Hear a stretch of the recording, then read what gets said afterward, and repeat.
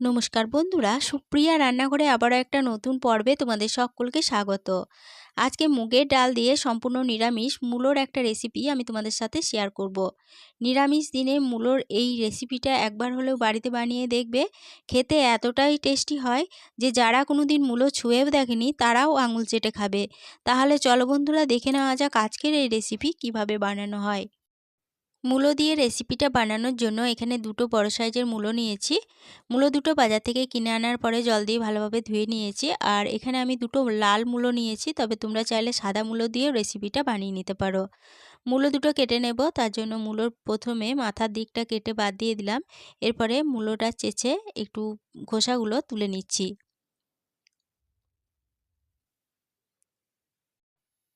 একটা মূলোর খোসা চেঁচে নেওয়া হয়ে গেছে। এরপরে মূলোর পিছন সাইডটা একটু কেটে বাদ দিয়ে মূলোটা একটা সাইডে সরিয়ে রেখে দিলাম। আরও একটা মূলো আছে, সেটা আমি কিন্তু পুরোটা রান্না করব না, অর্ধেকটা মূলো নিয়ে নিচ্ছি। এখানে আমি 1.5 খানা মূলো রান্না করব। এরপরে মূলোর যে খোসাটা আছে সেটা ওই একইভাবে আমি চেঁচে নিচ্ছি। মূলোর খোসাগুলো চেঁচে নেওয়া হয়ে গেছে। এরপরে মূলোগুলো কেটে নেব। প্রথমে মূলোটাকে দুভাগ করে কেটে নিলাম, তারপরে আবারও মাঝ বরাবর কেটে নিচ্ছি। এরপরে মূলোগুলোকে দেখো ঠিক এইভাবে কেটে নিচ্ছি। আমি যেভাবে মূলোটা ছুরির সাহায্যে কাটছি, তোমরা চাইলে কিন্তু বটির সাহায্যেও কেটে নিতে পারো। সমস্ত মূলোগুলো কেটে নেওয়া হয়ে গেছে। এরপরে মূলোগুলো এখান থেকে তুলে নিচ্ছি। মূলোগুলো তুলে নেওয়ার পরে জল দিয়ে একবার ভালোভাবে ধুয়ে নিলাম। আর মূলোগুলো দেখো ঠিক এইভাবে কেটে নিয়েছি। এরপরে মূলোটা একটা সাইডে সরিয়ে রেখে দিচ্ছি। এদিকে নিয়েছি একটা মিডিয়াম সাইজের আলু। আলুর খোসা ছাড়িয়ে আগে থেকে ধুয়ে আলুটা রেখে দিয়েছিলাম। এরপরে আলুটা কেটে নেব। আলুটা প্রথমে মাঝ বরাবর কেটে তারপরে আলুটাকে দেখো ঠিক এইভাবে ডুমো ডুমো করে কেটে নিচ্ছি। আলুটা কেটে নেওয়া হয়ে গেছে। আলুগুলো এখান থেকে তুলে নিলাম। এরপরে আলুগুলো আর একবার ভালোভাবে জল দিয়ে ধুয়ে নিলাম। এবার আলুগুলো একটা সাইডে সরিয়ে রেখে দিচ্ছি। এরপরে গ্যাসের ওভেনে একটা কড়াই বসিয়ে গ্যাসটা অন করে কড়াইয়ের মধ্যে দিয়ে দিলাম 2 টেবিল চামচ মুগের ডাল। এবারে মুগ ডালটাকে গ্যাসের ফ্লেমটা লো টু মিডিয়ামে রেখে বেশ কিছুক্ষণ সময় ধরে নেড়েচেড়ে ভেজে নেব। লো টু মিডিয়াম ফ্লেমে মুগ ডালটাকে বেশ কিছুক্ষণ সময় ধরে নেড়েচেড়ে ভেজে নিয়েছি। মুগ ডালের কালারটা দেখো চেঞ্জ হয়ে গেছে আর মুগ ডাল থেকে একটা সুন্দর গন্ধ বেরোতে শুরু করে দিয়েছে। এরপরে মুগ ডালটা আমি কড়াই থেকে নামিয়ে নেব। মুগ ডাল কড়াই থেকে নামিয়ে নিয়ে গ্যাসের ওভেনে আবারও ওই কড়াইটা বসিয়ে দিলাম। এরপরে গ্যাসটা অন করে কড়াইয়ের মধ্যে দিয়ে দিলাম 2 চামচ সরষের তেল। এবার তেলটা ভালোভাবে গরম হয়ে যাওয়ার পরে তেলের মধ্যে আমি কেটে রাখা আলুগুলো ও মূলোগুলো দিয়ে দেব। সমস্ত আলু ও মূলোগুলো তেলের মধ্যে দিয়ে দিলাম। এরপরে এর মধ্যে সামান্য একটু লবণ দিয়ে দিচ্ছি। এবার গ্যাসের ফ্লেমটা মিডিয়ামে রেখে মূলো আলুগুলোকে একটু সময় ধরে নেড়েচেড়ে ভেজে নিচ্ছি। বন্ধুরা, আশা করি মূলোর রেসিপি খেয়েছো, কিন্তু এইভাবে একবার মূলোর রেসিপি খেয়ে দেখবে, খেতে এতটাই টেস্টি হবে যে একবার এইভাবে বানিয়ে খেলে বারবার দেখবে মূলোর এই রেসিপিটা বানিয়ে খেতে ইচ্ছে করবে। মূলো আলুগুলোকে 1 মিনিট মতো নেড়েচেড়ে ভেজে নেওয়ার পরে এর মধ্যে একটা ঢাকা দিয়ে দিচ্ছি। ঢাকা দিয়ে মূলো আলুগুলোকে ভাজা হতে দেব। এতে 2 in 1 কাজ হবে, ভাজাটা ভালোভাবে হয়ে যাবে আর সিদ্ধর কাজটা অনেকটা এগিয়ে থাকবে। মূলো আলুগুলো ভাজা হতে থাক, সেই ফাঁকে একটা মশলা রেডি করে নেব। তার জন্য এখানে একটা বাটি নিয়েছি। এবার এই বাটির মধ্যে দিয়ে দিচ্ছি 1/2 চা চামচ জিরে গুঁড়ো, দিয়ে দিচ্ছি 1/2 চা চামচ ধনে গুঁড়ো, কালারের জন্য দিচ্ছি 1/2 চা চামচ কাশ্মীরি লঙ্কা গুঁড়ো, 1/2 চা চামচ হলুদ গুঁড়ো দিয়ে দিচ্ছি আর দিয়ে দিচ্ছি খুব সামান্য একটু হিং। এরপরে দিয়ে দিচ্ছি 1 চুটকি মতো হিং। এখানে যেহেতু সম্পূর্ণ নিরামিষ রান্না করছি বলে আমি হিংটা ব্যবহার করলাম। তবে তোমাদের কারো যে বাড়িতে যদি হিং না থাকে অথবা হিঙের গন্ধে যদি তোমাদের সমস্যা হয়, তাহলে পরে হিংটা বাদ দিয়ে দেবে। তবে হিংটা দিলে পরে রান্নার স্বাদটা কিন্তু খুব ভালো আসে। এরপরে 1 চা চামচ আদা কাঁচা লঙ্কা বাটা দিয়ে সামান্য জল দিয়ে মশলাটাকে ভালোভাবে গুলে নিচ্ছি। মশলা ভালোভাবে গুলে নেওয়া হয়ে গেছে। মশলা একটা সাইডে সরিয়ে রেখে দিলাম। এরপরে এদিকে মূলো আলুগুলোকে 4 মিনিট ঢাকা দিয়ে ভাজা হতে দিয়েছিলাম। 4 মিনিট পর ফিরে এসে ঢাকা খুলে নিলাম। মূলো আলুগুলো দেখো বেশ লালচে করে ভাজা হয়ে গেছে। আর এই 4 মিনিট ঢাকা দেওয়ার ভাজা হওয়ার ফাঁকে আমি দুবার কিন্তু ঢাকা খুলে মূলো আলুগুলো নেড়েচেড়ে দিয়েছিলাম।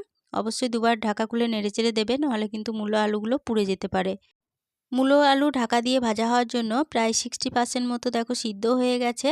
এরপরে মূলো আলুগুলো তেল থেকে তুলে নিচ্ছি।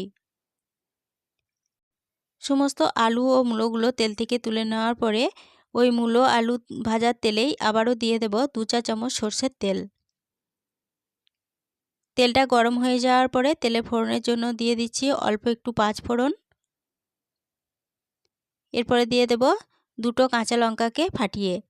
এরপরে ফোড়নগুলো ভালোভাবে ভেজে নেব।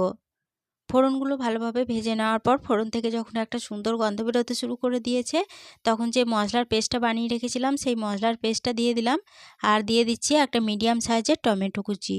এবার গ্যাসের ফ্লেমটা লো টু মিডিয়ামে রেখে সমস্ত মশলা বেশ কিছুক্ষণ সময় ধরে নেড়েচেড়ে কষিয়ে নেব।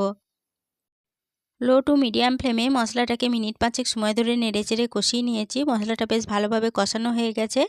এরপরে এই মশলার মধ্যে দিয়ে দেব মুগ ডাল। যে মুগ ডালটা ভেজে রেখেছিলাম সেই মুগ ডালটা ভালোভাবে জল দিয়ে ধুয়ে নিয়েছি। এরপরে মুগ ডালগুলো মশলার মধ্যে দিয়ে দিলাম। এরপরে দিয়ে দিচ্ছি ভেজে তুলে রাখা আলু ও মূলোগুলো। সমস্ত আলু, মূলো ও মুগ ডাল মশলার মধ্যে দিয়ে মশলার সাথে এগুলোকে একটু নেড়েচেড়ে কষিয়ে নিচ্ছি। মশলার সাথে সমস্ত উপকরণ 1 মিনিট মতো নেড়েচেড়ে কষিয়ে নিলাম। এরপরে এর মধ্যে দিয়ে দেব পরিমাণ মতো জল। জলের পরিমাণটা একটু বেশি করেই দিতে হবে, কেননা মুগ ডাল আছে, মুগ ডালটা সিদ্ধ হতে হবে আর আলু মূলোগুলোও সিদ্ধ হতে হবে। জলটা দিয়ে দেওয়ার পরে দিয়ে দিলাম স্বাদ অনুযায়ী লবণ। এরপরে দিয়ে দিচ্ছি হাফ চা চামচ চিনি। এবার জলের সাথে সমস্ত উপকরণ ভালোভাবে নেড়েচেড়ে মিশিয়ে নিচ্ছি। জলের সাথে সমস্ত উপকরণ ভালোভাবে নেড়ে মিশিয়ে নিয়ে ঝোলটা যখন ফুটতে শুরু করে দিয়েছে, তখন এর মধ্যে একটা ঢাকা দিয়ে দিচ্ছি। ঢাকা দিয়ে গ্যাসের ফ্লেমটা লো টু মিডিয়ামে রেখে বেশ কিছুক্ষণ সময় ধরে তরকারিটা রান্না করে নেব। লো টু মিডিয়াম ফ্লেমে তরকারিটা 10 মিনিট মতো রান্না হতে দিয়েছিলাম। 10 মিনিট পর ফিরে এসে ঢাকা খুলে নিয়ে তরকারিটা নেড়েচেড়ে নিয়ে এখানে তরকারির আলু ও মূলো ভালো মতো সিদ্ধ হয়েছে কিনা একটু চেক করে নিচ্ছি। আলুগুলো ভালো মতো সিদ্ধ হয়ে গেছে আর দেখো মূলোগুলোও ভালোভাবে সিদ্ধ হয়ে গেছে। আর ডালটা ভালো মতো সিদ্ধ হয়েছে কিনা একটু চেক করে নিচ্ছি। দেখো